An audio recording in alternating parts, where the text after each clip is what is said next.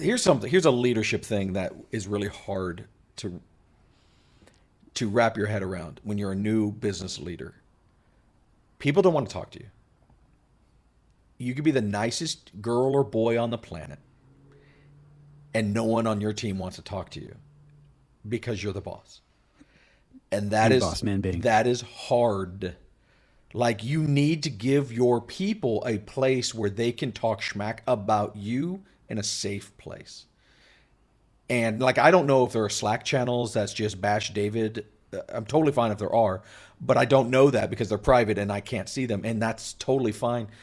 But it's like, and it's different with a remote company, right? Because there's no one's going. Let me just get. It's about to be. Okay. There wasn't, but there was. No, I'm just joking. The old school way of doing it, right, is you would all be in the office, and afterwards you go to get dinner or the bar or whatever, and you hang out or something. Yeah. Yeah, and the boss would not be invited.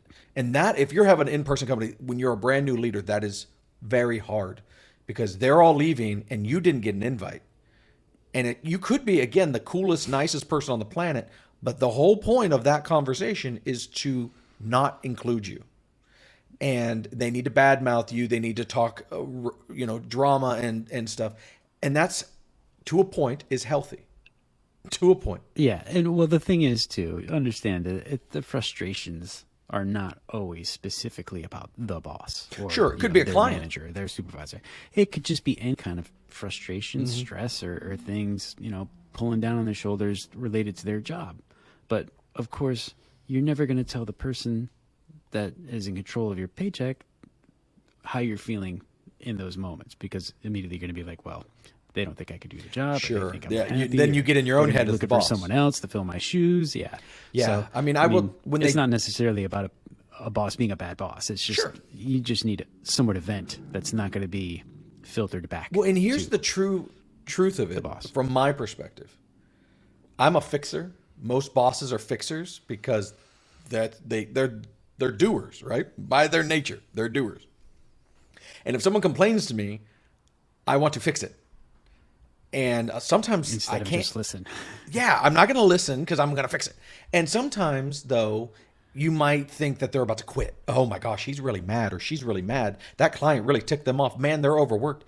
And they're not going to quit. They might be loving their job, but they need to vent a little bit. And if they're venting to you, who has the ability to do something about it, it puts a weird pressure on you. So you really don't want that. So I know that.